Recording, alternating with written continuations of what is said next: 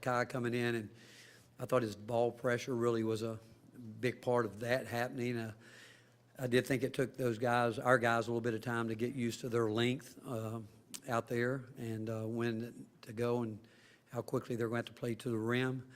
Rebounding, obviously, second half, we had 3 turnovers. They ended up with 15, I think. But first half when we did have a little bit of lead, and we had 2 just really blunders that you can't have with turnovers and throwing it out of bounds, and really flipped the game a little bit. But the more aggressive we got defensively, I thought the better we became on the offensive end.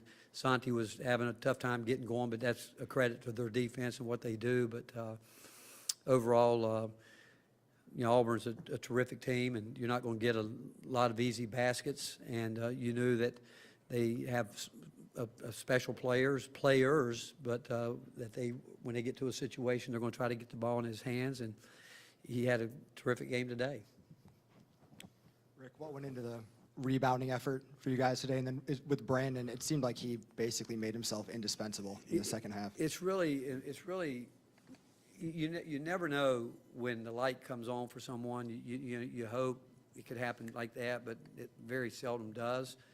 But Brandon in the last couple weeks has been so locked into our scouting reports. I mean, he came in early and on his own, wanting to continue to know exactly what he had to do today. And I think most freshmen coming in, their idea of success is scoring. And I do think that Brandon is starting to find out, one, he's quicker off the floor than you think. He's got a really good feel for the game and for the ball, but the way he got his hands on basketballs, and I thought he was key. And I'll tell you one thing we did find, we found a guy that can inbound the ball for us at the end of the game. I mean, he was terrific. I mean, he came in there and he saw it and he made the plays, and which was really, really key. And but his demeanor was really good. And it's, again, he's worked. It goes back to the old adage, the more you put into it, the more you're going to get out of it. And in his case, it's been more mental than physically, where he is really starting to really want to learn the game at a high level. What about the rebounding efforts? Well, we talk about it every game. I mean, we've got to do that. I mean, you've got to do it, plain and simple. And sometimes, we will grade blockouts and all that, but sometimes it's a matter of going to get the basketball. And tonight we had a lot of guys with that effort trying to get their hands on it and make things happen. And I just hope we can continue to build on it. Coach, you had several guys who were banged up this week, limited in practice. I guess Zakai, John, Josiah. What does it say about, kind of their character to battle through and play like they did today? Well, first of all, there was never any doubt they were going to play. That's not what you ever worry about with our guys. And at this time of year, I think a lot of teams are really banged up, and I think a lot of guys have played a lot of minutes. But what you are concerned about is their timing, even though you know that they're competitive, they're going to be ready, they're going to be locked in with the scout report. It's just the timing of knowing it, because their bodies have gotten so used to a schedule to where they know what they're going to do. Like tomorrow will be a day we come in and scrub it out. The guys that played minutes won't do very much, and then the next day off will be Wednesday. So their bodies get used to that, and now all at once they're basically not doing much for 2 days or 3 days in a row. You just worry about their bodies getting out of sync. But I know Zakai came in early today and went through just a little bit quicker, hard 20-minute workout to try to get his timing back. I didn't think he started the game. I thought, he kind of started like I thought, a little bit out of sync. But once he got going defensively, I thought it changed a lot of things for our team. Rick, I know you'd been here as a visiting coach before you took the job here, and I know everyone knows you knew a little bit about the program. But did you think that this arena would be what it was consistently when you got here? I mean, did you picture that in your mind, that it would be something like this? When I got here, I've heard it 10,000 times over about our game when we came in here. And honestly, you might think this, I get so locked in, I'm almost oblivious to it. I really am. But so when I start to hear it, I know it's loud. I do. And but when I first got here, I met Kevin Feltner, who's from here in East Tennessee, and he told me, he said, I promise you, you're going to find out that Tennessee's got the best basketball fans in the country. He said that to me, and I tell you what, I'll get a text from him tonight, as I did after every big game. He said, "I told you so." But as time has gone on, I told you, my first year here, I'll never forget, we were playing on New Year's Eve, and Rob Lanier tapped me on my knee and said, "Coach, look at this crowd. Look at this crowd on New Year's Eve." And I think we had 16,000 playing. I think it was Tennessee State or Tennessee Tech, one of them. And I do believe we've got the best home court advantage. I do. I think our fans are great. I just told them it's great to be a Tennessee Volunteer, but they've made a difference. Our student section's been outstanding.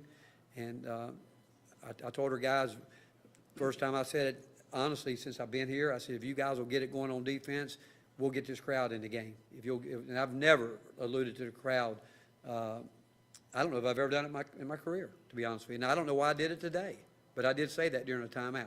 So if you guys will come out of here and get it turned up on the defensive end, make some things happen, this place will come to life, and it did.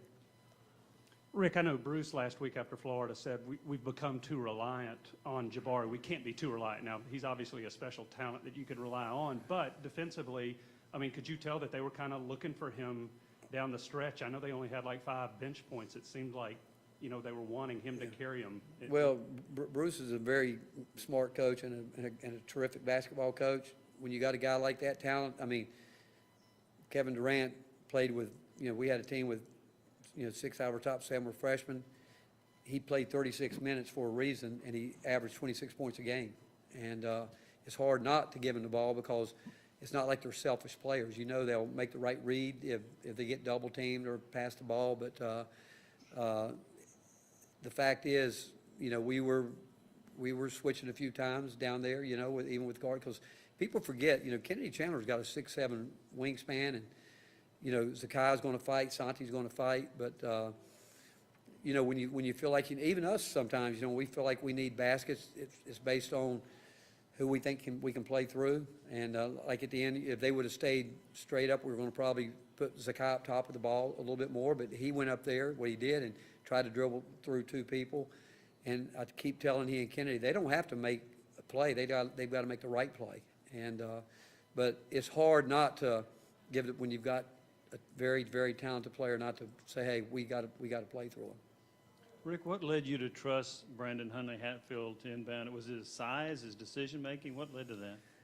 I think where he's grown and his work, and he's come so far in so many different areas, but he has been really locked in for the last 3. I mean, I'm talking about the scouting report. He's in the huddle talking. He knows what's coming. You can ask him. I can just tell you he is, but he's earned it. I mean, it has nothing to do with us.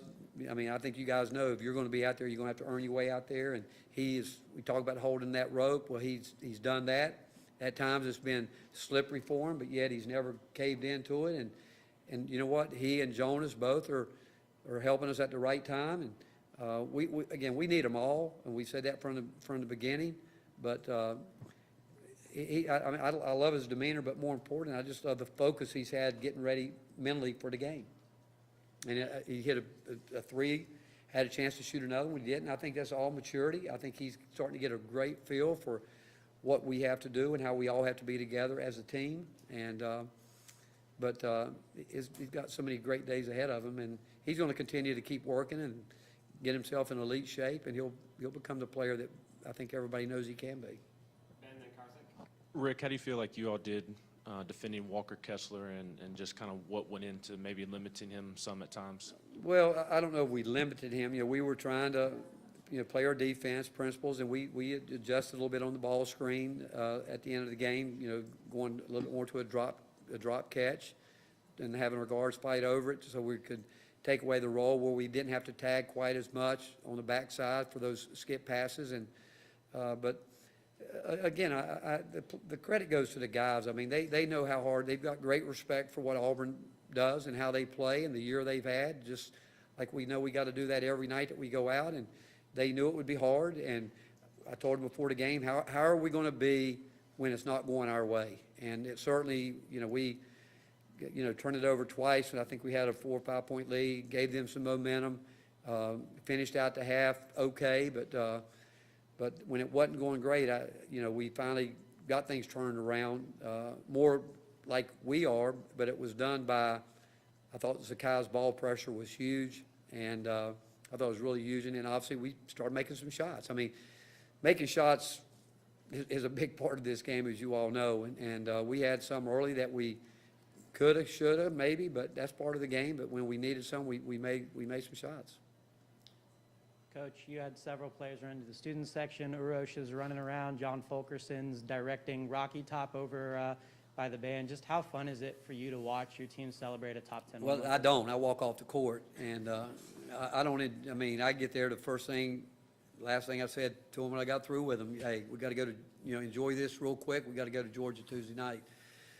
I think it's their appreciation for our fan base and our students. I think, they're students, they're college kids. I get it, I get it. And winning is so hard, and I probably am not one of the best at enjoying winning, because my mind quickly gets on to what's next. But for them, I'm glad. I want them to enjoy winning, because it's hard to come by, and when you do win, I don't want them to do anything stupid.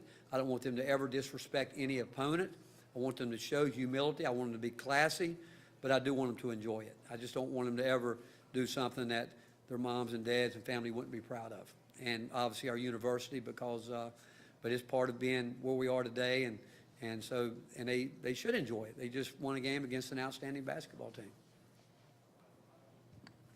Rick, you didn't seem to be a big fan of the overrated chant. Is that a long-standing feeling, or just something you were feeling today? A long-standing feeling. I mean, I've never understood that. I mean, you just have a great quality win over a team that, first of all, that is not underrated, and your fans are acting like you beat nobody.